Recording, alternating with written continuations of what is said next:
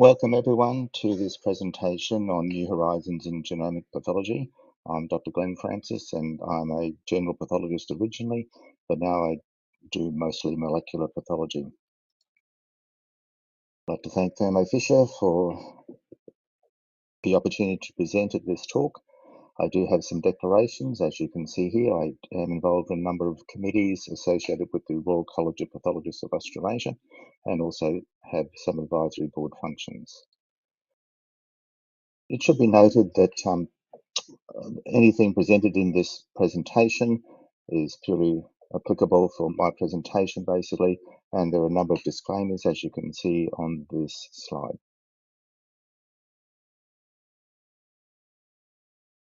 As you will be all aware, the term precision medicine has been used for a number of years. The number of things that we have to actually be able to look at or examine in a tumour to provide appropriate information is consistently and exponentially increasing. So now we have different targeted therapies which may act on a single point mutation, but we also have other measures which either can be used to classify tumours to enable an assessment of their prognosis, or to assess various markers that occur in tumours to enable a more definitive assessment of patient care and patient treatment options. You will, of course, be aware of a large number of these. They include such things as tumour mutation burden, homologous recombination deficiency, and microsatellite instability. These parameters can be measured by a tumour analysis. So as well as providing information on particular genetic mutations or mutations that occur in the tumour, these other parameters can be used to provide information to the treating doctor or to a research project. So this information can then be used to look at what may or may not work in a particular cohort of patients or a particular cohort of tumours, and this information can be used to either look for further research or to enable development of different therapeutic options in the research setting. One of the questions we always get asked about is what tissue do you use to test for when you're doing genetic or genomic profiling on samples? We use formalin-fixed paraffin-embedded tissue as the main sample type. The reason for this is not because it's necessarily a good sample type, but because it is ubiquitous. From a pathology lab point of view, these are the common samples that come in. A sample comes in, it is already in formalin, usually by the time it arrives at a lab or a research setting, and so therefore it preserves the morphology of the cells and preserves the protein structure of those cells. They are not ideal for molecular testing, but they are routine and there's a large number of them available. They can go back for many years. So the reason for that is you can screen out particular cases. So you can select a cohort of patients or a cohort of samples, which may be the area you're interested in, and then perform analysis of those. Often, if you're looking at research, you can find follow-up information is available, and then you can match that with actually the findings that you're actually looking at. So there's a large amount of material. In some cases, laboratories or hospitals have material going back for 50 years. So there is a large store of samples that can actually be used. The problem is that the tumour is not necessarily well preserved from the point of view of molecular testing, as I said. So the recommendation is that you can use tumour testing or tumour tissue testing to select for optimal therapy. And this is one of the examples where it's been assessed that you should, in fact, comprehensive genomic profiling by next-gen sequencing is useful for patients or medically necessary for patients with advanced solid tumours. So this was already put in place a few years ago, and so we do see this.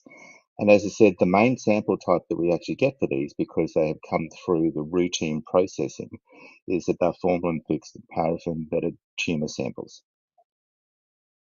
From the research setting, often one of the questions asked is, can you collect fresh tissues? Yes, you can.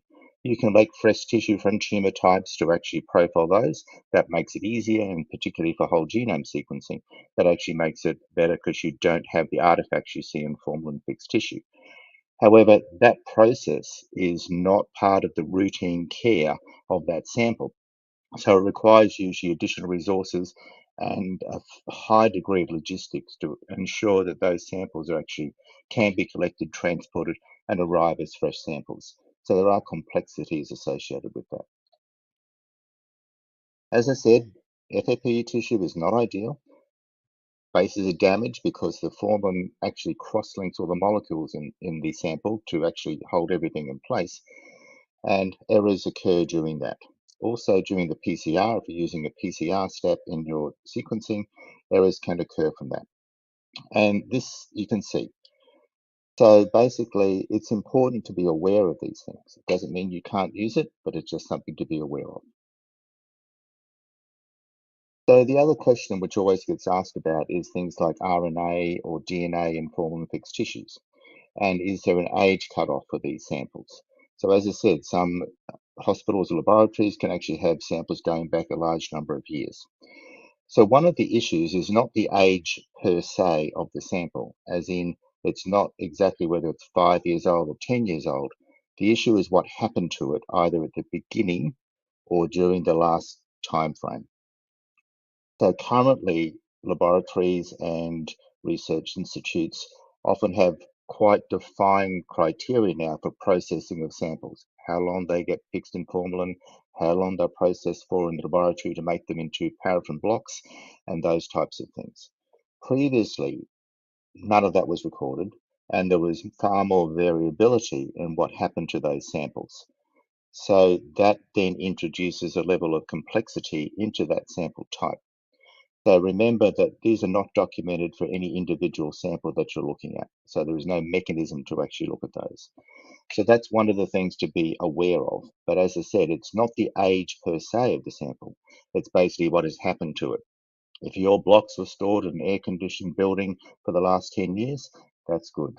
But if they were stored outside in a hot tin shed, then they're probably less likely to be as useful. They tend to have more artifacts than if you actually they were kept at a more amenable environment. So the other thing to remember is that for samples, when we're doing testing, is that it's the amount of material you actually are sent or amount of material you can use. These days is often less from the point of view of excision of samples. So it's great to have a whole big tumor, but most of the time we get sent samples which are small. These are biopsy samples.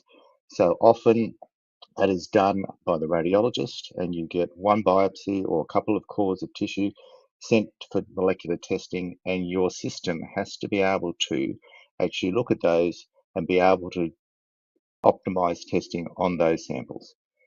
So if your assay you're using requires a minimum input of DNA or RNA, then that can be challenging if that's a high input, because sometimes the volume of material, the amount of material that you're sent to test is very small. So again, if you have an excision specimen, example for a lung cancer, that's easy to do. When you're starting to get down to fine needle aspirations or bronchial biopsies, those samples are often quite small. The other thing to remember is in your sample, it's not necessarily the size, it's the amount of tumor that you have in your sample as well. So you could have quite a large biopsy sample, but the proportion of tumor in that can be quite small. So again, when you're looking at testing and getting results from that, you have to always think about what is the tumor content of that sample.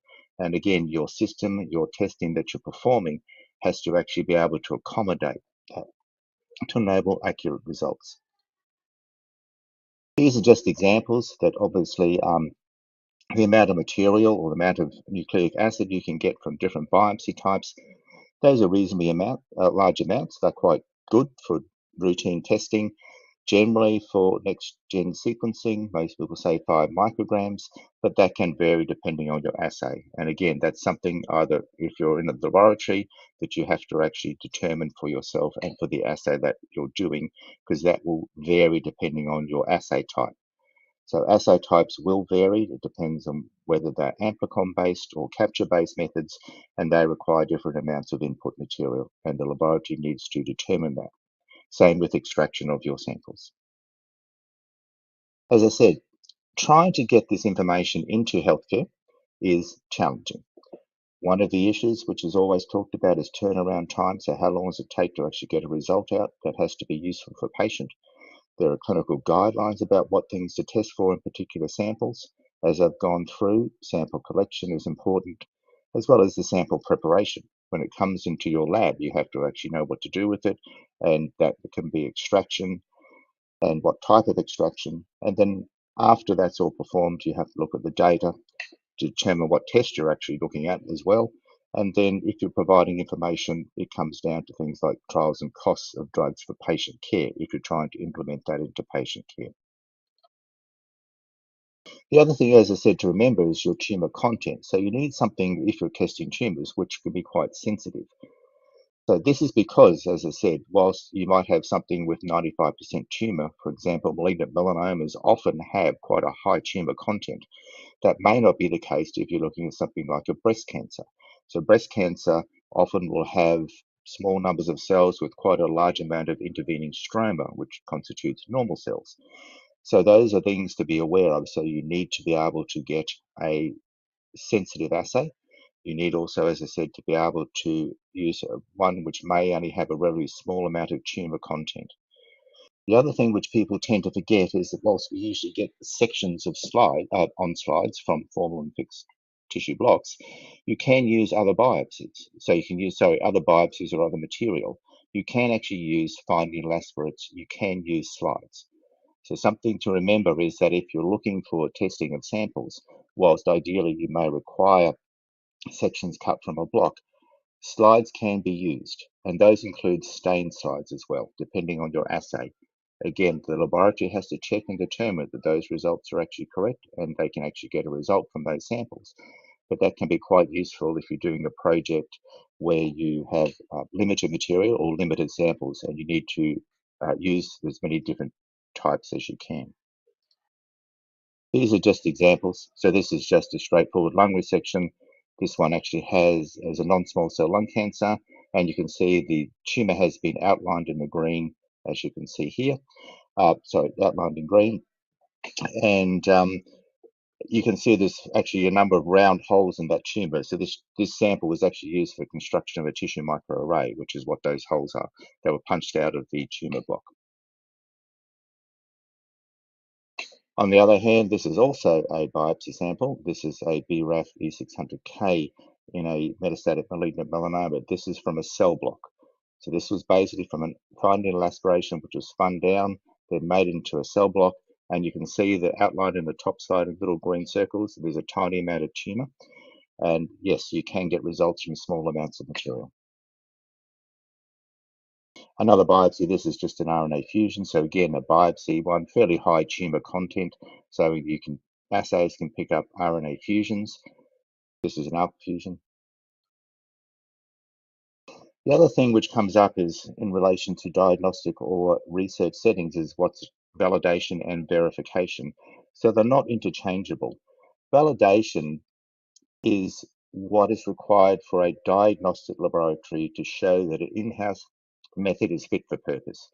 So that includes if the kit you're buying is marked as research use only or research purposes only, that's considered an in-house. So a laboratory to use that in a diagnostic setting has to validate that assay to say that it can be used and gives the correct results.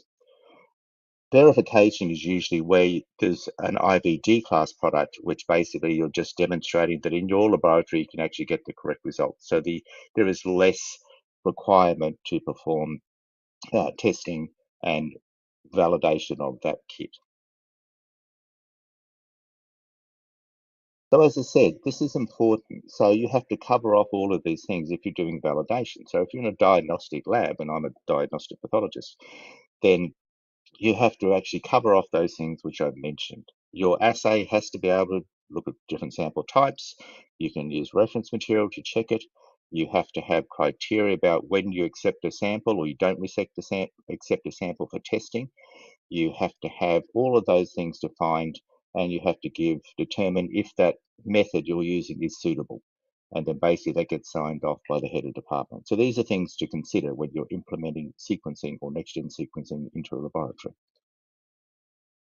The other one, which is actually very useful, we do use, and this which is quite useful for testing, is what's called sample indexing. So the examples on here, these are not real patient samples, they're quality assurance program samples. So they're actually derived from cell lines. So, but these are basically, this is useful to determine if there's been a sample mix-up, if you're tracking patients over time to confirm that they actually have the same sample identification. So it's quite useful for the laboratory to look at that. It's very important, as I said, because you can track those things over time and you confirm there have not been any problems. Not all problems in sample misidentification occur in the laboratory.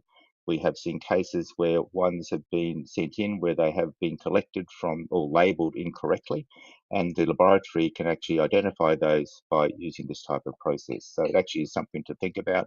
If you're not using it, I would recommend it. The other thing which we use and which you should be using if you're looking at validating an assay is reference controls.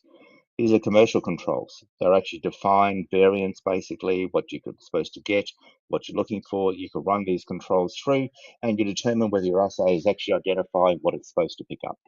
Now, if it's not, then obviously that has to be looked at and determine what that problem is or why it's not been identified.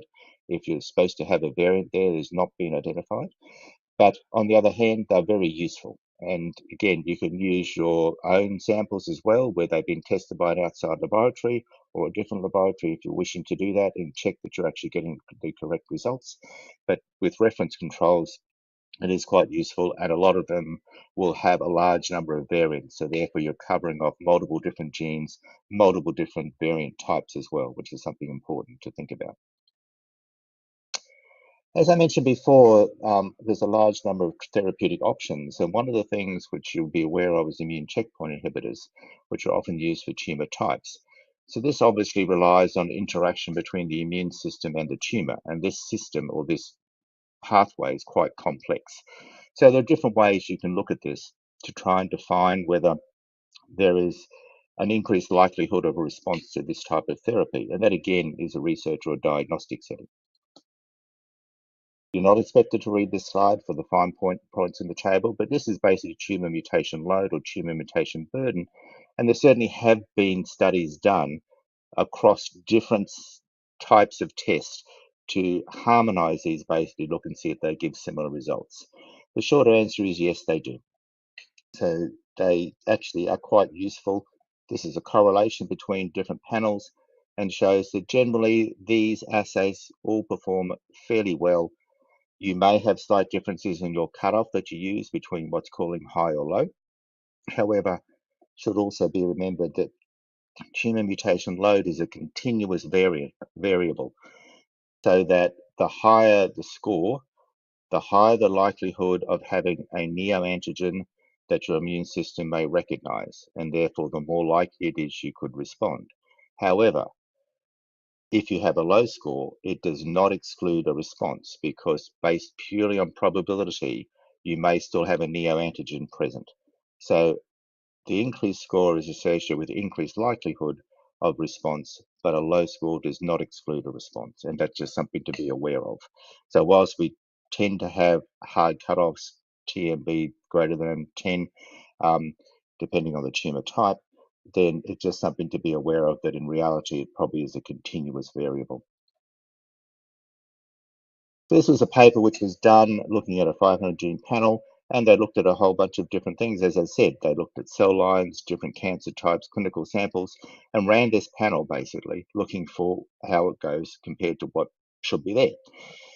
And overall, it has a good performance. This is a 500 gene panel, so this is useful. We use this in our laboratory, but as I said, the correlation is very good, which is what you'd expect. So as I said, you use commercial reference controls, you look at different variants. The other thing to remember is just because if you're using your software and whatever the software calls, it doesn't mean you can't actually, you cannot still take that as being absolutely correct. you still actually require a person to have a look at these things and determine whether it's actually an artifact or a low percentage because the tumor content was low.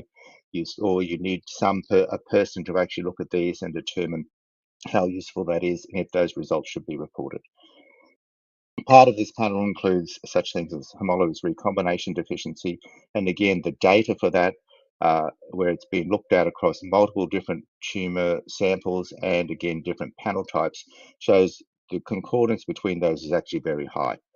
So again, you just have to work out and check in your lab if you're using these types of assays, what your cutoffs are for that assay and confirm those. But the correlation across different assays is actually very good. As I said, this is TMB, which we've looked at before, and as I said, it does predict survival after immunotherapy, as I said, so it is actually quite a useful thing to do. So if your clinicians or if your research project requires that, then you can look at that information. And again, looking at this is the same type of thing. This is from a clinical trial, obviously, where the patients who received nivolumab actually did better than if those with a high TMB than those ones who actually had lower TMB scores compared to chemotherapy. So we know that this information actually works. We know it's actually useful. So then it comes down to the fact of how much does all this cost? So it is actually more cost effective now.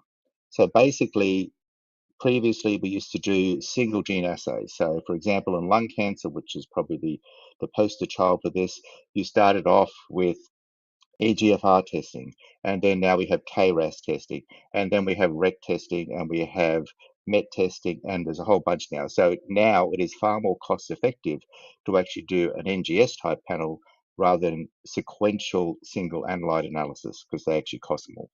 The other problem with doing sequential single analyte analysis is you use up all of your tissue. So if you have a small sample basically and you do everything sequentially, you end up by not being able to do most of your testing because your tissue has cut out. So data has shown for a number of years that doing this type of strategy is actually beneficial for patients. One, it's cost effective. Two, when they looked at a large number of trials, patients who have this type of testing on solid tumors have superior outcomes compared to patients who don't actually have personalized outcomes. So this currently is ongoing. There's more trials and more studies currently underway. The data still shows this as well. So this just shows that again, in phase 1 clinical trials, phase 2 trials, the same thing applies.